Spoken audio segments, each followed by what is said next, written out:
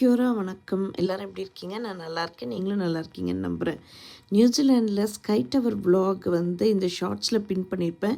அதை கிளிக் பண்ணிங்கன்னா நீங்கள் போய் பார்க்கலாம். இது வந்து ஒரு பஞ்சு மிட்டாய் செய்கிற மெஷினு.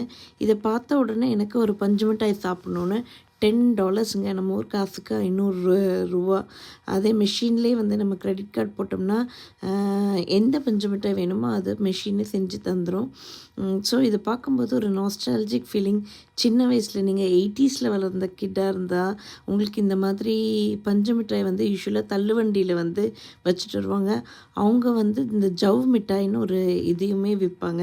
ஸோ நம்ம கேட்டோம்னா 10 பைசா, 25 பைசா, 50 பைசான்னு அதுக்கேற்ற மாதிரி ஒரு நியூஸ் பேப்பருக்குள்ளே நம்ம கேட்குற பஞ்சு மிட்டாய் வந்து பொரிஞ்சு தருவாங்க. அதுக்கப்புறம் 80ஸில் வளர்ந்திங்கன்னா இந்த மாதிரி கலர்ஃபுல் பஞ்சு மிட்டாய் வந்து இட்ஸ் ஒரு பிக் திங்கு. அது கண்டிப்பாக ரூபா, ரூபான்னு கிடைக்கும். ஸோ இது பார்க்கும்போது நிறைய நாஸ்டாலஜிக் ஃபீலிங். இப்படி தேர் திருவிழாவில் எக்ஸிபிஷன்லலாம் வாங்கி சாப்பிட்ட ஒரு நினைவுகள். எனிவே இந்த மாதிரி வீடியோவுக்கு கண்டிப்பாக வந்து மம்மா கிவி தமிழச்சியை வந்து லைக் பண்ணுங்கள், ஷேர் பண்ணுங்கள் அண்ட் சப்ஸ்கிரைப் பண்ணுங்கள். Lots of love. Stay safe everyone. That's more important. And